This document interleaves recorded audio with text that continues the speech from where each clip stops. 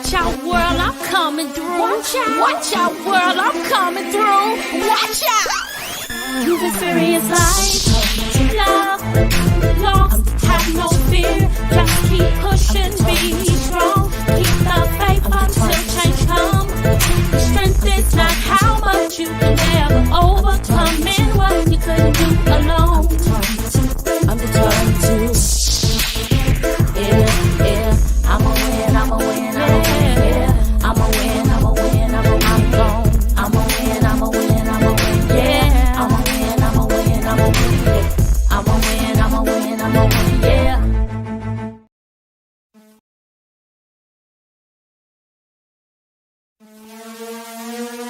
Watch out, world, I'm coming through. Watch out, world, I'm coming through.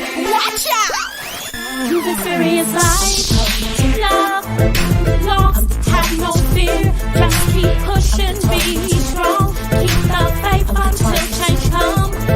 Strength is not how much you can ever overcome and what you couldn't do alone. I'm determined to. Yeah, I'm a win, I'm a win, I'm a win, yeah. I'm a win, I'm a win, I'm gone. I'm a win, I'm a win, I'm a win, yeah. I'm a win, I'm a win, I'm a win, yeah. I'm a win, I'm a win, I'm a win, yeah. All right, I'm back in effect. Listen, the devil is a liar. Yeah. He trying to get me. So go ahead and put in the comments if you all can hear me. We all right now. Boom. All right now. We in the house. Man, listen, he tried to get me today. I'm talking about all day long. When I tell you everything that could have gone wrong has gone wrong today. It's okay, because I believe the information that I have to get out today is for so many different people. So go ahead and put your name so I can get some shout outs, especially if you came back. Oh, I'm so glad if you came back. I had so many people on there the first time. I hope they come back. I hope they come back. I really do. Because it is going to be, when I say it is going to be epic, it really is. And I believe it's going to be life-changing. So whatever it is that was hindering us, it's not gonna take us. Can y'all put your name in the comments? I don't see you can hear me. All right. Hey, Auntie Sheila, go ahead and put your names there so I can put your, I want to shout out to y'all today before I get started. Because once I get in here, I'm not gonna stop. Cassandra is here. What up? Cassandra? Oh, girl, I like that photo. You banging. Come on in here, sis. Thank you. Thank you, Gary. Juan Carlos. Hi, good to have you. Good evening. Hey, Sarah Shanta in here. Dear Delta Dear Delta. All right, and we have my pastor is in the house. Thank you so much. Thank you. Thank you, Saint. Mama Thetis is in the house. I appreciate you all. And my sister, CC Jones, and her grandkids is in the picture. Hey, thank you. Thank you all. Oh, I have a new one. My cousin, Maddie Crumley. Listen, I'm talking about you today. Just a little bit. And my brother, all the way from the boot. I mean, not the boot. The boot is Louisiana. Y'all, you from Florida. Ooh, he gonna get me. Will you please forgive me? And then thank you, Carmen and Lori. Looking cute. Got to, girl. Trying to do something. Hey, Carmen, thank you so much for being so faithful to Manifest Life with Tisha and Letha Hall. I appreciate you all for being here. Thank you.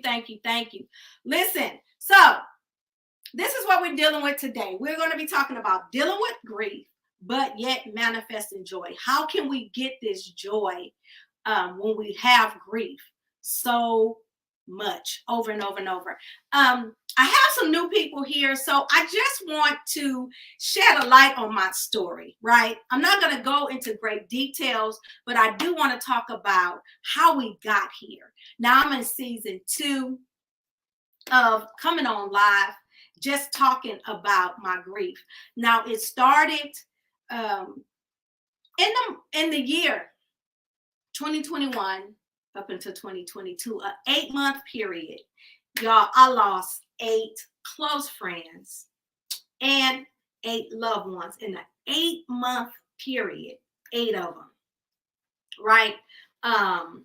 In July, it was my godmother who helped raise me. When I tell you she was my homegirl, my confidant, she was just a part of my life. And then she went home to be with the Lord, and I believe so in July. And then in August, my cousin, one of my mother's favorite cousins' mother. So, you know, if it was my mom's favorite cousin, we grew up together, and her mom was always there, but was a big pillar in me growing up. And then in September, it was my mom. There are no words to describe what that feeling was like. She was in the hospital 29 days, what seemed like a long stretch, but a short period of time. Unexpected, just out of nowhere. It was during COVID, and it was COVID that took her out. So like the first couple of weeks of her even being in the hospital, we couldn't see her. It was a lot of talking to the doctors and things like that. So it was a lot of tragedy. And I was traveling back and forth to Detroit. It was a lot of tragedy that came along with just the loss of her. And then in October, so that was July, August, September, and then October is my principal. Everybody know I'm a school teacher. My principal was, when I tell you, he was just a cool, I can't say dude, but he was just like a homeboy, but great man. And unexpectedly in October, so the Lord let me breathe, oh my goodness, in November and December. And then in January, my mom's sister passed away unexpectedly, oh my goodness. And then in January, I lost another cousin.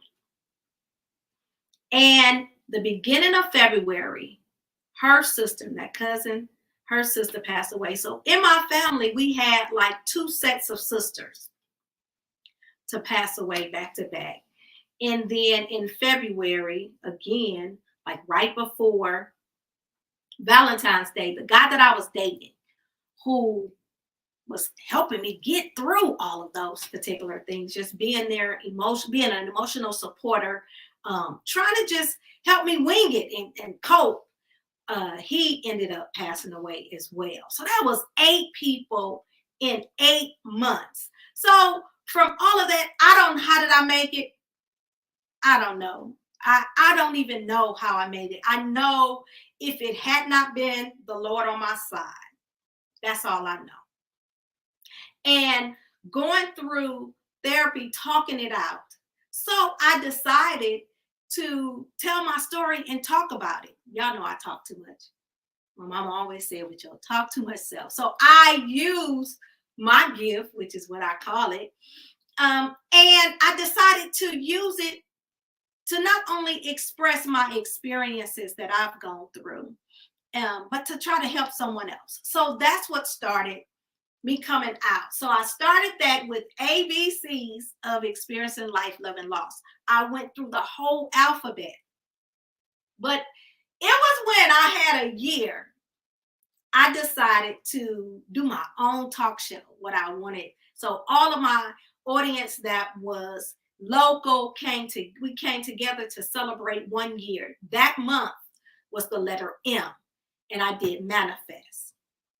So from that, I started season 2. So we're in the midst of season 2, where it's manifest life. That means after you have experienced life, after you experience love, after you experience some loss, it's still time for you to live and manifest some things. So that's what we're going to talk about today. So we're talking about how to deal with this thing called grief. As long as we continue to live, unfortunately, it's the way it was designed and made up. We're going to experience some grief. We're going to lose some loved ones. We're going to lose some friends. But I don't think it's a book on how to deal with it. I do know this. I cannot even imagine not having someone to lay down my burdens to, someone who I can hope will change the outcome of my thinking. And I'm reminded of when there's a thorn in your flesh, right? May not move the thorn. So the grief is considered, or the death is considered a thorn that may not change, may not be moved, but God will give you the grace to deal with it. That means he'll give you exactly what you need to get through it. So I ended up, so why are we here today? Why are we talking about the joy and getting the joy and manifesting the joy? I stumbled upon some information about attachment styles, right? And attachment styles is really what relationship therapists use in working with people and how they attach to other people in regards to their relationship.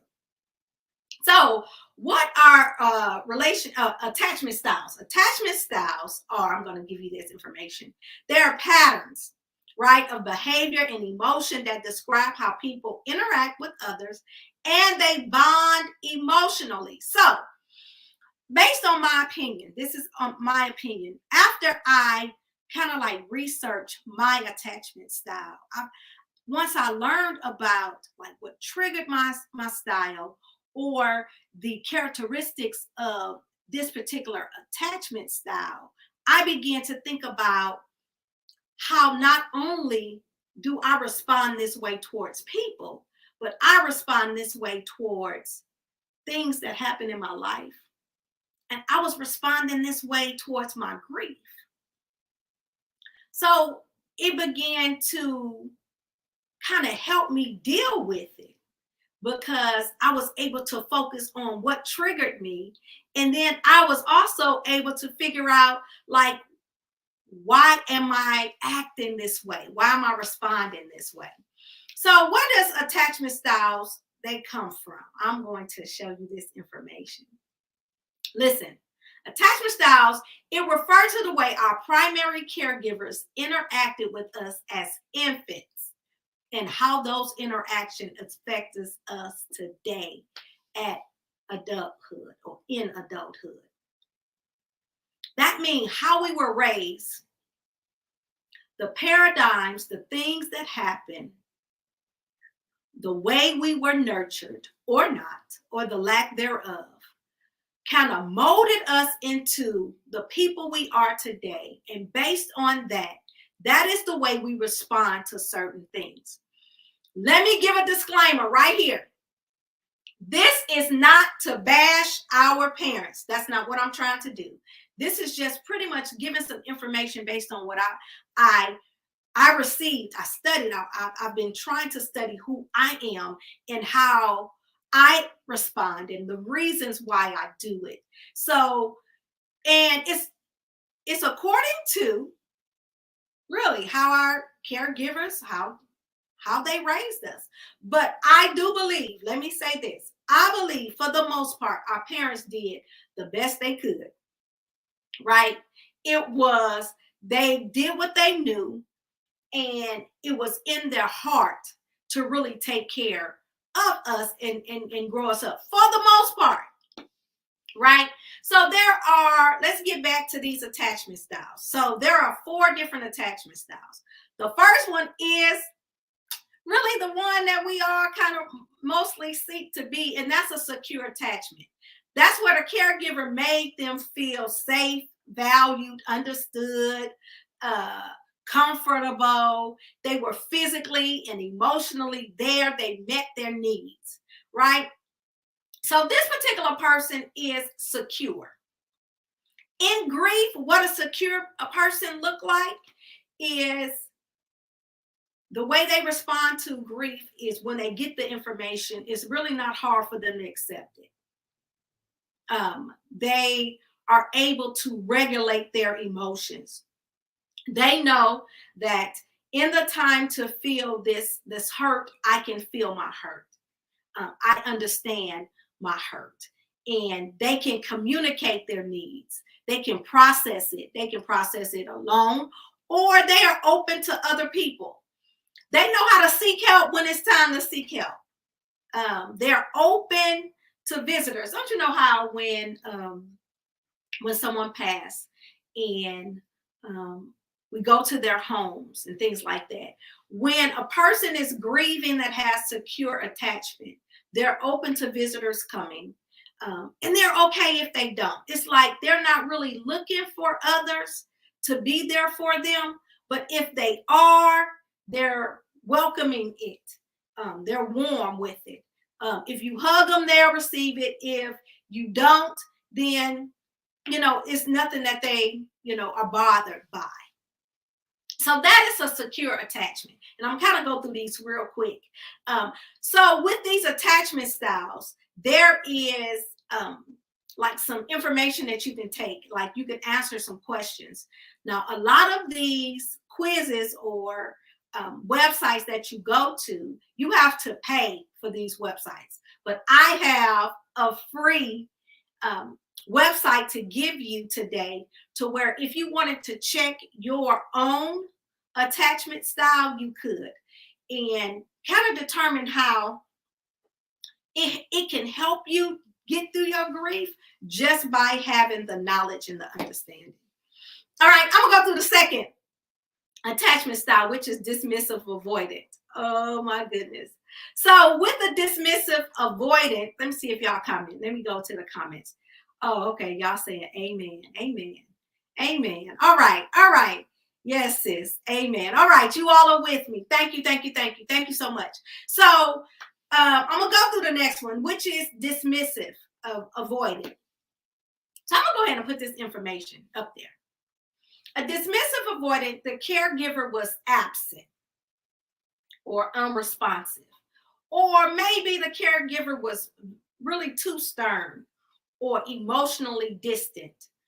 Maybe they may have left the child to fend for themselves in certain situations, or the basic needs was not met.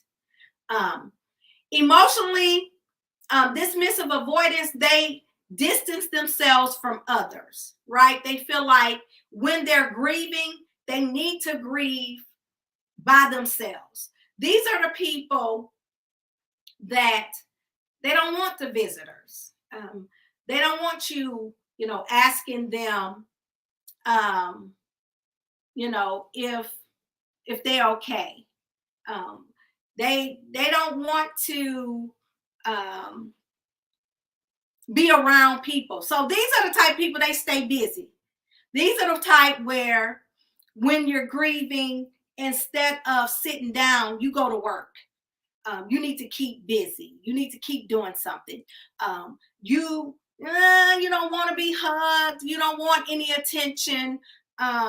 You don't want to show your emotions openly. These are the type of people, when we see them and they're not crying, and you want to wonder what's wrong with them. Nothing is wrong with them. They just prefer to internalize their feelings. They don't want to show it that much. Nothing's wrong with any of these types of attachment styles. It's just that we're different. Now, what makes this important for you to know? If this is your attachment style, then during grief, there is no need to feel guilty about not wanting to be around others. And then when you let other people know your attachment style, when you are aware of it, you're able to explain it to other people. Instead of just closing off, you're able to tell someone, I my attachment style is I prefer to internalize it and deal with it by myself. I don't need someone to be around me. So these are the type of people if there is people at the house, if there are people there, they're running errands. They're making sure everything is set. They're very active. They're very busy. That is the way that they deal with grief. If you are a dismissive avoidant. Now, this didn't come because you just don't like people, and this is not that they don't want to be around people. They just prefer, when dealing with something that requires their emotions to be shown, they would rather not show it. Okay, so if you recognize this, okay, that's me. That's fine. Now, what you would have to do, what is my hope that you would do, is once you know your attachment style, you'll research it and determine what triggers you. Because what I've noticed and what triggers dismissive avoidance is if you try to continue to ask them, you okay, you okay, you okay, now they're flaring up. Now they're ready to fight. Now they're ready to go off. That's not true. Gary, dismissive avoidant is not a bad attachment. It's not a bad attachment. We're all unique in our own way, and we all deal with things. Now, you have to remember, this is not something that a person just wants to do. This is based on how they were nurtured. If majority of, and I'm glad you brought that up, because majority of people who are have that dismissive avoidant attachment, it is because when they did show emotions, they were scolded or they were told not to. Now, I'm going to go out on a limb with this, and I'm not trying to be sexist, but most attachment styles that are dismissive avoidance are men. And that's because majority of them, when they were boys, they were told that men don't cry. You can't show your emotions. So they could not show their emotion freely. So they thought it was something bad. So now we have a lot of men walking around here who refuse to cry or refuse to show emotions. Not that they don't have the emotions. They are emotional. They were just taught as a little boy not to show it. And that shows up when we deal with life and how we deal with grief. It can affect us in that particular way. All right, so I'm gonna go to the next one.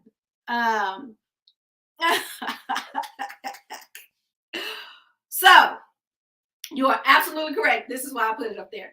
You're absolutely correct. It's not healthy. And a lot of our attachment styles, and the reason I want to bring awareness to this particular thing, because we all are dealing with grief in some particular way. Don't you know you can grieve someone and they don't even have to be dead?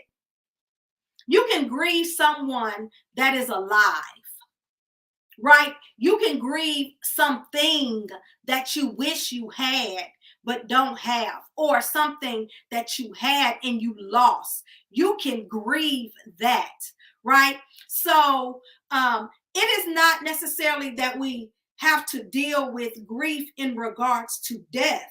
Yes, it is common that grief is connected with death, but grief is connected with loss.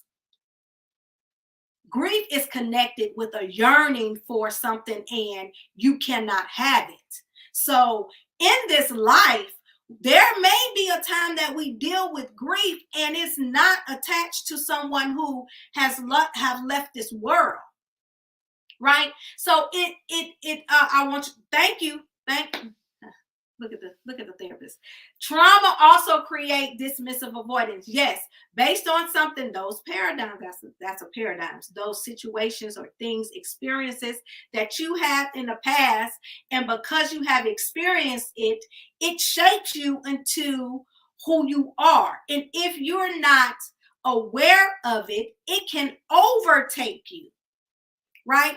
And listen, knowing is the most important part. Once you know how this thing is, then you know how you can respond to it. Then you know you can pay attention to what triggers, and you can be intentional about your thoughts. You can be intentional about your actions. You can be intentional about the way that you respond to things. There are some things in life that we cannot change, but the only thing we can be responsible for is how we respond to it, how we react to it, what we do about what's our next move, what we gonna do next, right? That's the thing that, and what I'm learning about the attachment styles is once you know, and that's why I want you, I'm put that website out there. But once you realize your attachment style, you will see, hey, this is how I respond to a lot of things in life, not just people, not just my emotions. This is how I attach myself to things. This is how I attach myself to situations, right? So, okay, I don't want to stay on that one. I have two more to go. All right, this next one is the anxious attachment, right? Anxious attachment, that's when caregivers are nurturing at times, right? But emotionally unavailable at other times. They focus on creating elaborate events to gain attention. Like they make things real big for this person instead of seeing their child and providing the needs. Sometimes an anxious attachment, perhaps you have experienced some type of chaotic behaviors or some type of scary environment. Or you have separation from your parents and you just don't know how to deal with it. And it can be something simple as they dropped you off at daycare and you were crying and was anxious about it, and no one really paid attention to you and dealt with that particular. Let me move my camera because that was bothering me. Okay. And no one really paid attention to you and really explained to you, okay, listen, I'm going to leave. I'm going to come back. They just dropped you off and you just crying and they just left you there. And so now you're needy in that particular area. So what does it look like in grief? When you have an anxious attachment, that means you seek attention. You are the ones that want the visitors. You need somebody to come and wrap their arms around you. You need someone to hug you. You need someone to come and ask you, are you okay? You need somebody to tell you that it's going to be all right, even if it doesn't.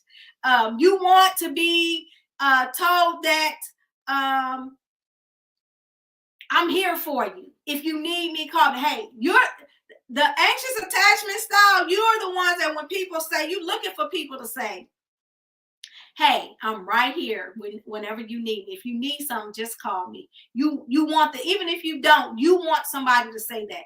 Anxious attachment. Now, I have to tell y'all, anxious attachment is me. When I took the test, I'm going to be transparent. Anxious attachment is me. I am anxious attachment style. That is my style. That creating elaborative events, yes. So, how do you know if you're an anxious attachment style? I want y'all to know, see if you are with me. Anxious attachment style is like, let's say you call somebody on the phone, right? And they don't answer. And you're like, oh, okay, they didn't answer. And you wait a while. And then you send them a text message. And then they don't respond. And you're like, okay, wait a minute. Okay. So what happens with when we're triggered, when our attachment styles are triggered, our nervous system get all out of whack. We get nervous. So the anxious attachment person immediately thinks something is wrong. immediately. Or they begin to question, wait, did I do something? Are they ignoring my call? Why they not answering? It got to be something wrong. The anxious attachment person, they put something, the most tragic thing that could happen crosses their mind. Right? That's the anxious attachment. And I want to give, who said that? That's completely me. I know. The anxious attachment person is the overthinker. The anxious attachment person is that one when something happens, they like, oh my God. And they like, what is it? Oh, the cat got ran over. It's like, what? Why you? An anxious attachment style is that one that is so over the top, right? And it's not so much that we want to be. It's just that's just who we are. And so I'm an anxious attachment, and I do want to share like one of the stories concerning my 8-month process. All right, I told you the last person was the guy that I was dating, right? So it was a Thursday morning. So what he was a early bird, I was an early bird too. So we would kind of like text each other early in the morning. So this Thursday morning, I text him at 5:00 in the morning or whatever, and then we talk on the phone. So this particular day, he was like, "Why don't you take off so we can go on the boat?" Because he had like a yacht on Jopu Lake. So this was in February, very unusual February. This is in 2022. It was like 60-some degrees in Dallas during that time. So I was like, no, I don't want to take off. Why don't let's wait until April, right? When it's a little bit warmer, and then I want to take some days off of school. So I didn't go. So he went out on a boat. But that evening when I got off of work, I kind of went on the boat with him. We stayed out on the water for a couple of hours, and he went home. I went home. On Thursday nights, I prayed with my family. So after prayer, I FaceTimed him, and we talked on FaceTime. After FaceTime, it was like, good night, good night. That was a Thursday night. Friday morning, because we text every morning, I wake up Friday morning, getting ready for work. I text him. That was y'all know them good morning beautiful. It was some of those type texts.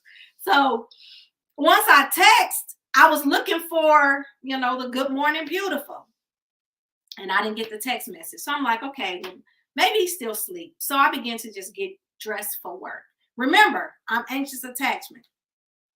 So I have to leave work at like 6:40, right? So I wake up at 5, text him at 5. I leave for work at 6:40. So when I get in the car, I call. I notice he didn't call me back. I'm like, that's almost 2 hours. Anxious attachment. Something is wrong because he normally calls me or texts me back. So I'm calling, no response. I'm texting, no response. So I am tripping. In my mind, the worst things that could happen is going through my mind. And I'm trying not to overreact. Believe me, anxious attachment people, we try not to overreact. Anxious attachment people at the funeral, they try not to scream and cry and jump in the casket and all that. They try not to do that, but they anxiously attach, and that's how they grieve. So show them some grace. But anyway, so on this particular day, I'm driving to work. So, and I have to tell y'all this story because it's a part of grief. And it can, if you don't get a grip on it, it can really take you to a place that you don't want to be. So this was in February. In December, he told me, like, I'm going to give you my brother's phone number. Anything happened to me, you call my brother. So it's after 7:00. I'm like, 2 hours is too long. I'm calling his brother. Call his brother. Brother like, I believe everything okay. When I talk to him, I tell him to call you. He trying to make it seem like, well, maybe he don't want to talk to me right now. So I'm like, well, no. This is unusual. We don't go 2 hours without speaking. He like, I'm sure everything is okay. I'll tell him to call you. Right? So I'm calling other people. So this guy, we went to college together, right? So I've been knowing him for years.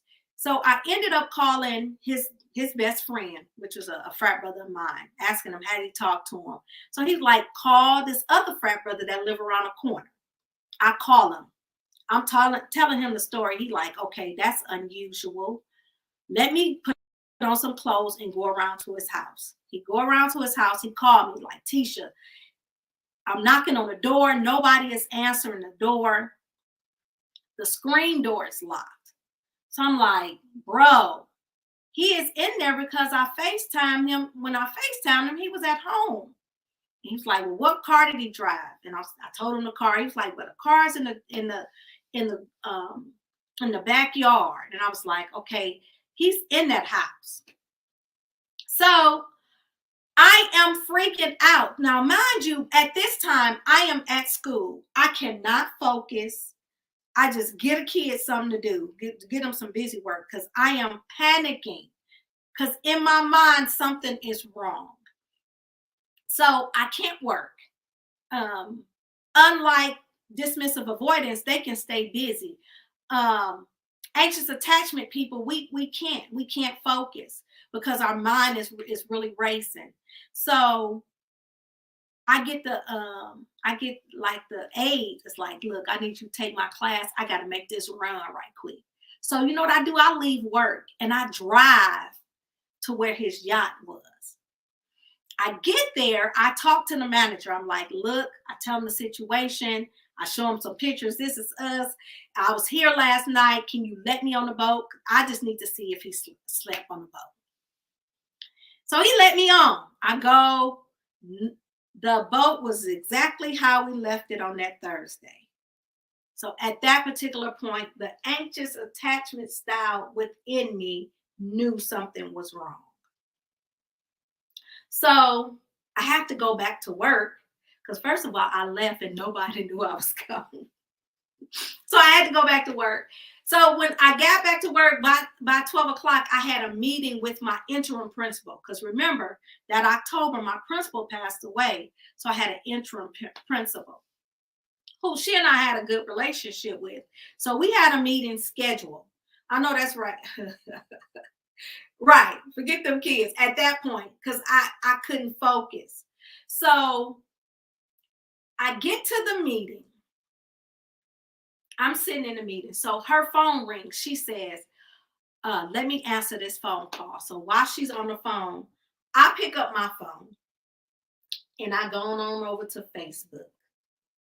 And as soon as I log on Facebook, his son had made a post. I'm so glad I talked to you and had some white doves. And I was like, oh my God. I fell out the chair and I began to roll on the floor. And my principal on the phone, she drops the phone and she like, Milton, what happened? Like, what happened? What's going on? I couldn't focus. I mean, I remember rolling on the floor, literally. And she's like, can you please get up off this floor? So while I'm on the floor, she gets on the phone and she called one of my coworkers. Now, this coworker took off that day. She was at home. She took off. She called her and was like, can you please come and get Milton up off this floor? She won't stop crying. I don't know what's wrong with her. So I'm like, okay. So she helps me up.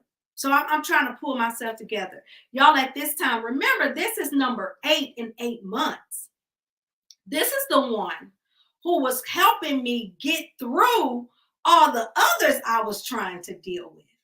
So I began to walk and pace. I'm just walking and pacing. I'm like, for real? I'm yelling to the top of my lungs. For real, God? Like, this what you gonna do? This what we doing?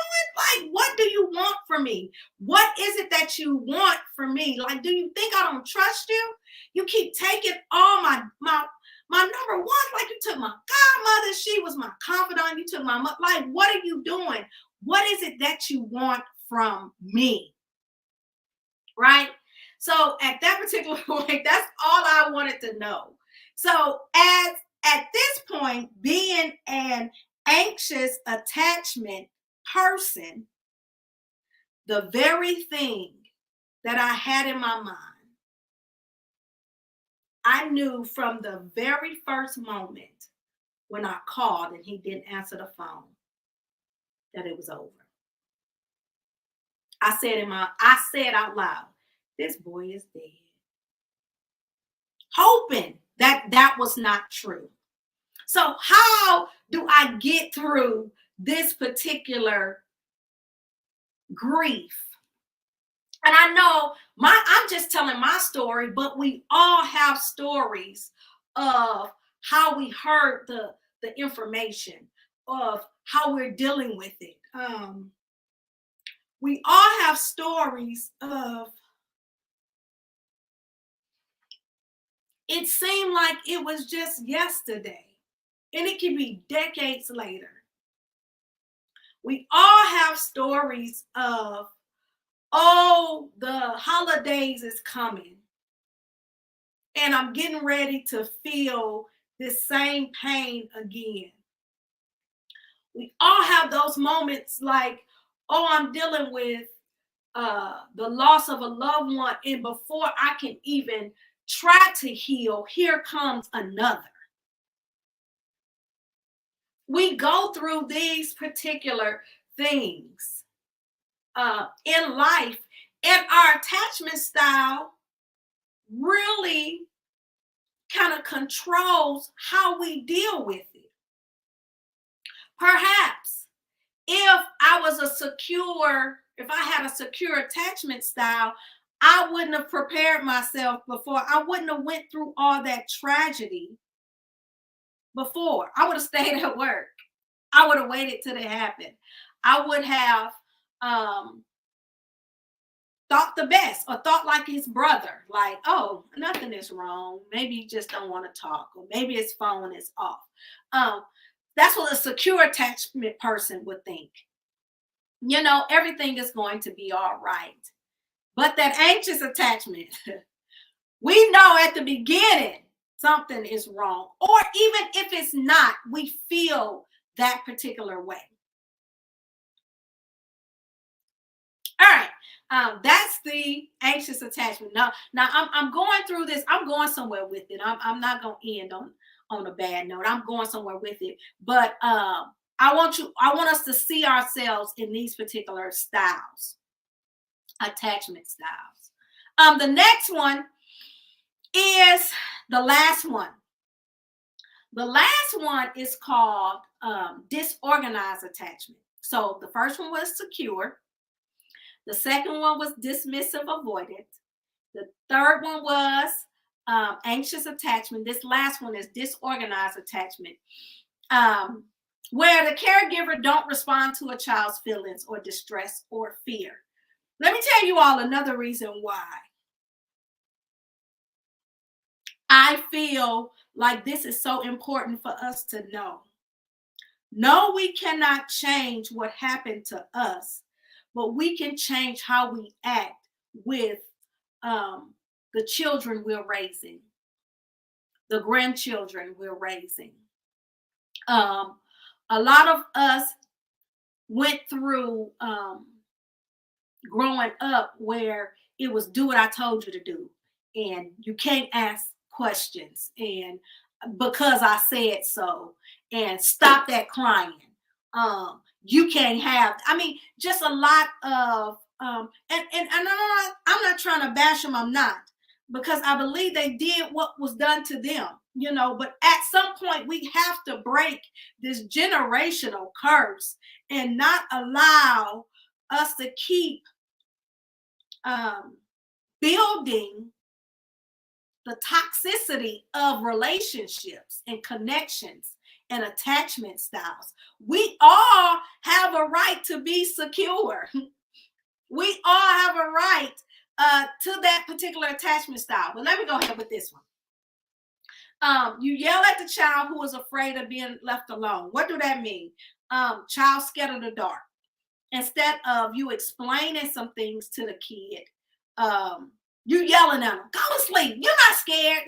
Yes, the child is scared. Not saying you need to baby them, but perhaps have a calm conversation with them. Those that ignore cries for a long period of time, you're just a crybaby. Da da da da da.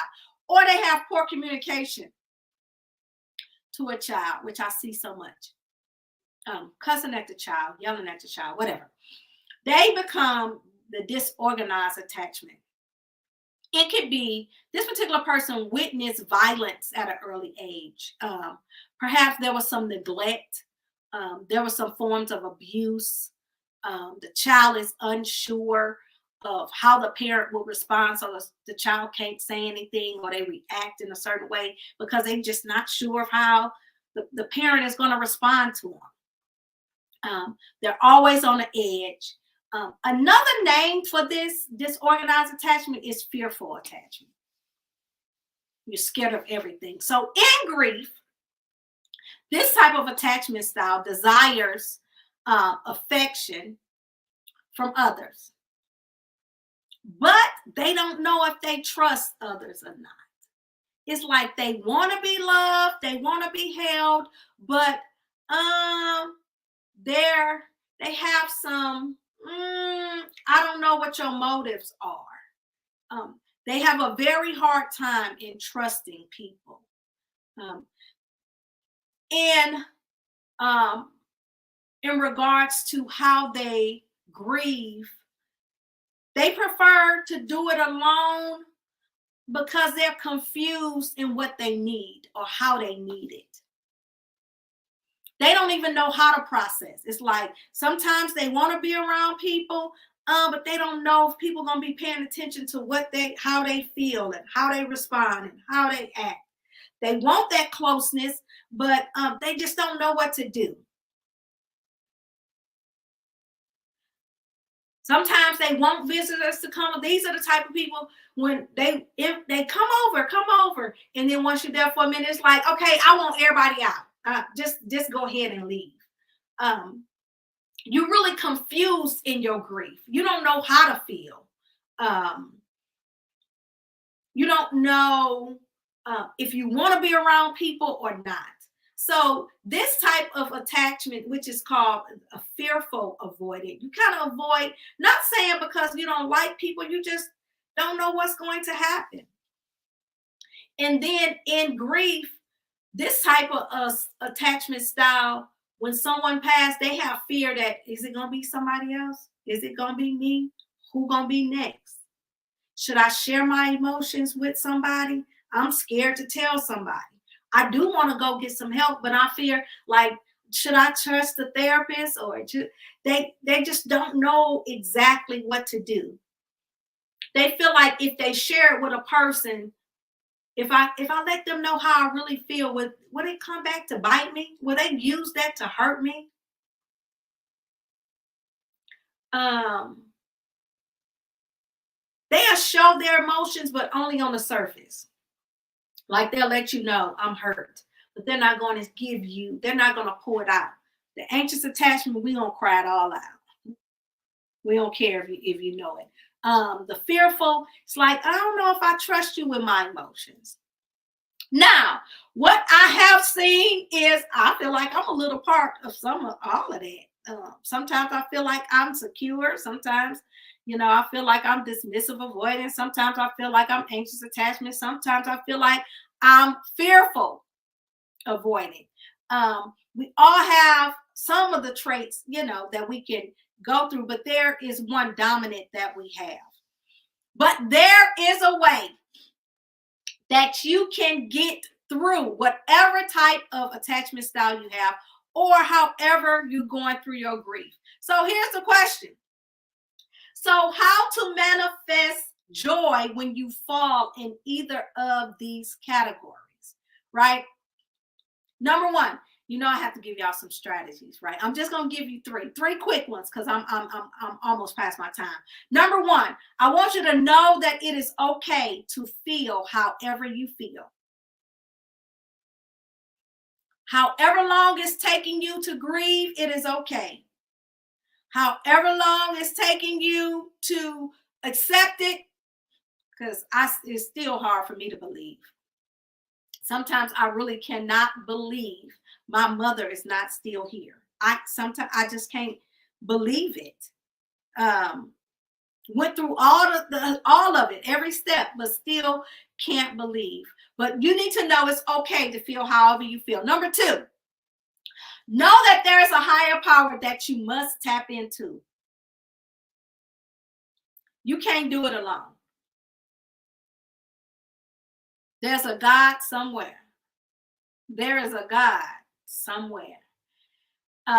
Even if, and so I can't really understand, not having a God. So the reason why I say a higher power, everybody don't believe in my God. That's you and your thing. But hey, try my God. I would say try my God. Listen, he's the reason that I'm able to even sit here and talk to you about it. Right? You can't do it alone. There is this passage of scripture that comes to mind that's from Nehemiah, right? 8. Is it 8? Yeah, Nehemiah 8. It says, "Do not grieve, for the joy of the Lord is your strength." You know what that tell me? That tell me strength comes from the joy and the presence of the Almighty God. The joy that you receive is of the Lord. That's how we are strengthened to get through the grief from day to day, from month to month, from year to year. Is the grief going to go away? Probably not, but we are able to deal with it just a little bit differently. Come on in here. Come on. That's good. Right. I got some believers here with me. Yes, Lord. Yes, it is. It's great information. Stay on the wall. I'm trying. But in this particular scripture, so for those of you that want to go back and read it, it's in Nehemiah 8. I think this is like 8, 9, 10, something like that, where it says, "Do not grieve, for the joy of the Lord is your strength." Listen, relying on God and finding joy in the relationship that you have with him can provide strength that you need to face the grief. Not only that, it's the strength that you need to face any other struggle in your life, anything. Allowing that relationship with him, to have that relationship with him, the joy that you receive from this joy that I have, the world didn't give it to me. The world didn't give it. The world can't take it away. That's so old school. Ooh, that's so old school. That's not even a song I wanted to sing. I had a song. That wasn't even it. All right, so that's number 2. Know that there's a higher power and you must tap into it. Here's number 3. Allow yourself to feel the joy without guilt.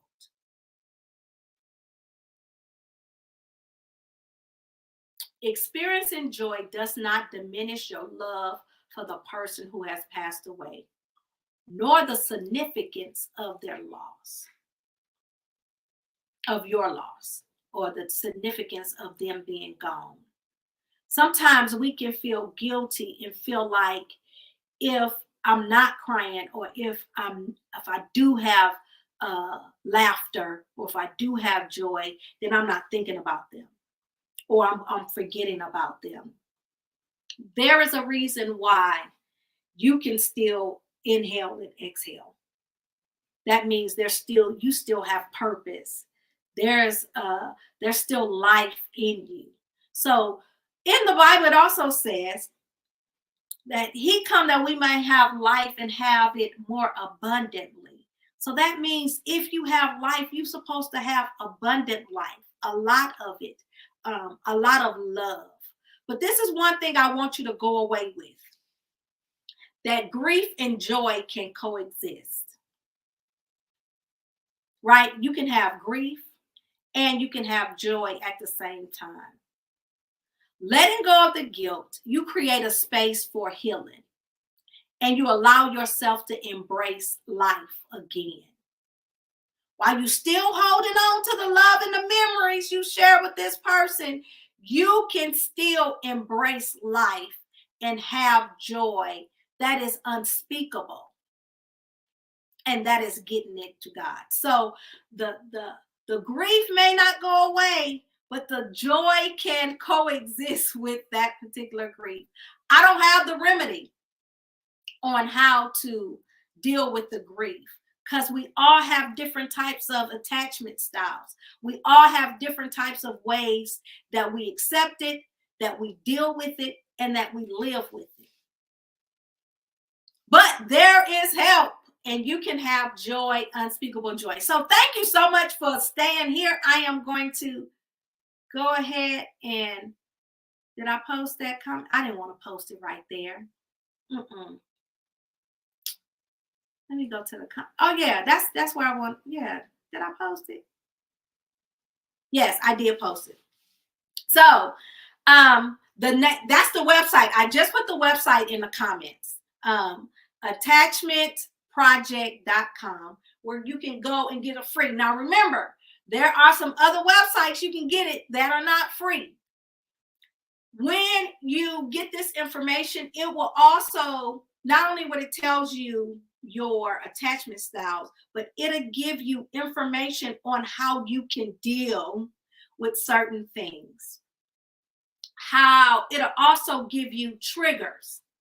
That's a lot of things. That's something that we really don't focus on a lot, is what triggers us, what causes us to go into these actions that we have. In knowing them, you can know when you see it, what you're supposed to do with it and how to get through it. All right. So I hope I've said something to help you find joy even in your particular grief. Listen, I am so happy that you decided to come and join me. Listen, I know that you know somebody who can benefit from this information. Even if you can't call out some person's name, go ahead and share it on your page. You never know what someone else is going through. Perhaps you don't know because they're dismissive avoidant. They haven't shown it to anyone. They're dealing with it on the inside.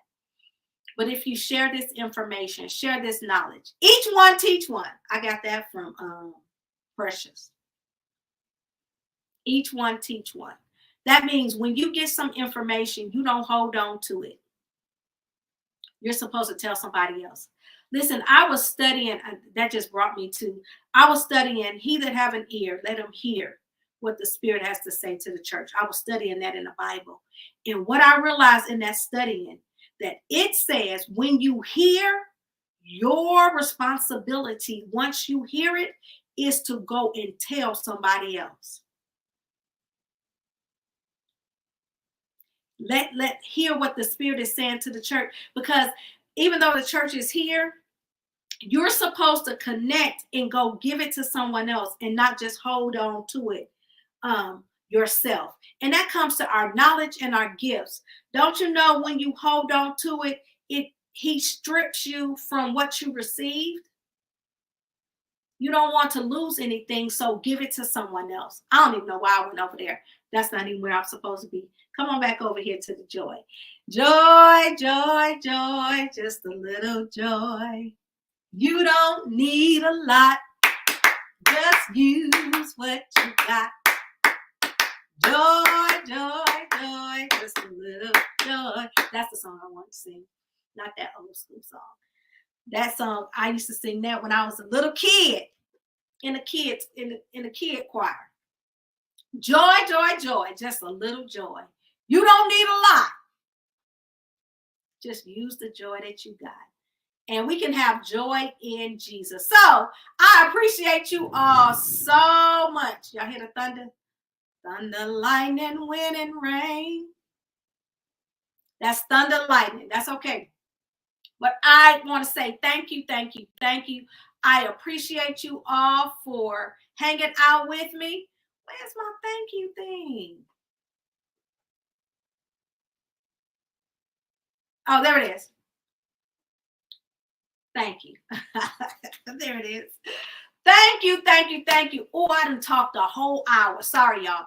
Let me hurry up and get off. But I appreciate you all for hanging out with me. Thank you for the comments, you all. I appreciate you. Listen, I am not a professional therapist. I went to school for it and got my bachelor's and then stopped right there. I didn't go no further. But listen, it's really not about that. It's just about getting information and sharing it. That's all I wanted to do. I came into the knowledge of, and I stumbled upon this information, really looking for some information in regards to who I was. And then this attachment style was according to, based on a relationship therapist, is how you respond to people. In my understanding and breaking this down, this is how I respond not only to people, but to things, and how I respond in my grief. But I am so glad to know that I have joy in Jesus, and knowing that even though I'm experiencing this grief, even though I have the aches and the pain, there is still joy that I can have. So I can grieve and not have any guilt of still enjoying this life that God has given me. All right. Thank y'all. Thank you. Thank you. I want you all to have a wonderful, wonderful Thanksgiving. Y'all see my Thanksgiving stuff? Even though my house is Christmas, I don't even decorate in Thanksgiving. This is it. My house is Christmas right now. Hallelujah. Y'all enjoy. Be thankful. Spend some time with your family. And listen, experience joy. Thank you for hanging out with me with Manifest Life with Tisha. Hey, y'all have a wonderful, wonderful, wonderful, wonderful month. And if the Lord stays all the same, I'll see you next time. Same place, first Mondays. Out of here. Watch out, world, I'm coming through. Watch out, world, I'm coming through. Watch out. You've experienced life, love, lost, have no fear. Just keep pushing, be strong. Keep the faith until change comes. Strength is not how much you can ever overcome, and what you couldn't do.